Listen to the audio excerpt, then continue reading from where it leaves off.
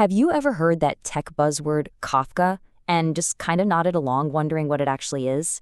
Well, today we're going to demystify it. But we're not going to do it with a bunch of dry jargon. No, we're going to do it with a story about an app that got everything it ever wanted and then almost lost it all. Okay, let's dive right in.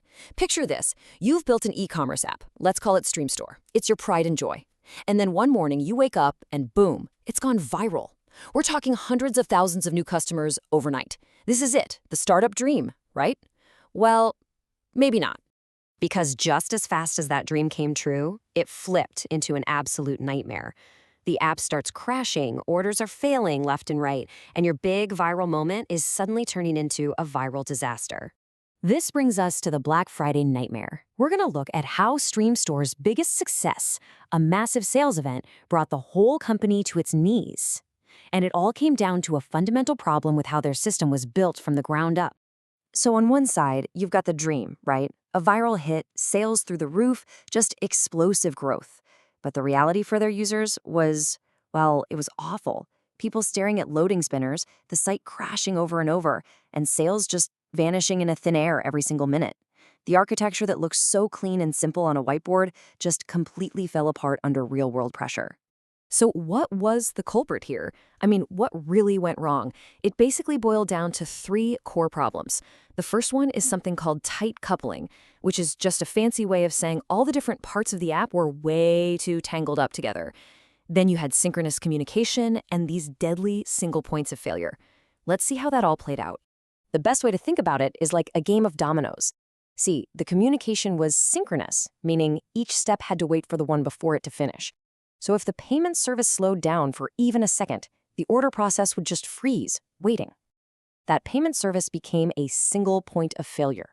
One domino gets stuck, and the whole line comes to a grinding halt. So after a really chaotic week, the team had this breakthrough, a total epiphany. They realized they had to stop their services from talking directly to each other. They needed to move away from that tangled mess of dominoes and create something more like a central post office for their data. And this is the key. This is the big idea. No more direct calls. No more waiting around. Instead, a service could just drop off a package of information at this central hub and then immediately get back to its own work, trusting that the package would get delivered. This idea is called decoupling, and it lets every single part of the system work independently. So this central hub, this post office for data, that is Apache Kafka.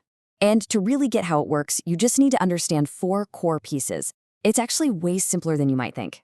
First up, we have the event. An event is just the package itself. It's a simple little record of something that happened. For example, a customer placed an order. It's got all the details you need, all neatly wrapped up. Next, there's the producer. The producer is the application that actually creates and sends the event. So in our story, when you place an order, the order service produces an order-placed event and just hands it off to Kafka. And here's the crucial part. It then gets right back to work. It doesn't wait to see what happens next. Now, Kafka doesn't just throw all these events into one giant messy pile. They get organized into topics. You can think of these like dedicated mail slots at the post office. All the order events, they go into the orders topic. All the payment events go into the payments topic. Everything stays perfectly sorted. And finally, we have the consumer. These are the apps that are actually interested in the events. So our notification service, for example, it subscribes to the orders topic. Whenever a new order event shows up there, Kafka gives it a poke, and it can then do its job, like sending out that confirmation email. Okay, so the system is now stable. It's decoupled, it's not a set of dominoes anymore. But what happens during the next Black Friday, when the traffic is 10 times bigger? Well, this is where Kafka really starts to show off its superpowers, because it's built to scale like crazy. Kafka's first big trick for scaling is something called partitions. So if the orders topic starts getting overwhelmed, you can just split it into multiple partitions. It's kind of like the post office seeing a huge line at one window and opening up 3 more. You could have one partition handle US orders, another for EU orders. You get the idea.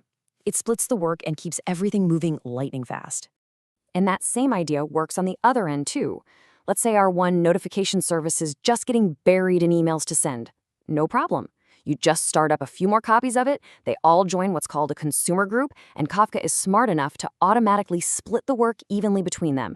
It's like giving your one mail sorter a whole team of helpers. So everything we've talked about so far makes Kafka a fantastic message broker.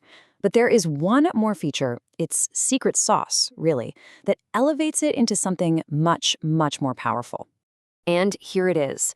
Unlike most older systems that delete a message as soon as it's been delivered and read, Kafka doesn't. It holds on to it. It keeps a durable, ordered log of every single event on disk.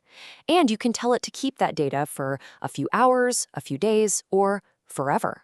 The best way to get this is with another analogy. A traditional message queue is like live TV. If you're not there to watch the show when it airs, that's it. You missed it. It's gone. But Kafka? Kafka is like Netflix. The data is always there. Consumers can process it whenever they want, at their own pace. They can pause, rewind, or, and this is incredible, a brand new service can come online and process the entire history of events from the very beginning. And Kafka just keeps getting better. It used to rely on this separate tool called Zookeeper to help coordinate everything. But now, in modern versions, all that logic has been brought in-house. That means it's a completely self-contained powerhouse. It's simpler to manage, and it's even more resilient than before. So let's just tie this all together. Kafka isn't just a post office. Because it stores every event forever, it becomes a system of record. It's a perfect, unchangeable, replayable history of your entire business. This is why you see companies using it to do things like detect fraud in real time, build incredible recommendation engines, and understand their customers like never before. And that really leaves us with one last, powerful question. What could you build if your application had a perfect memory?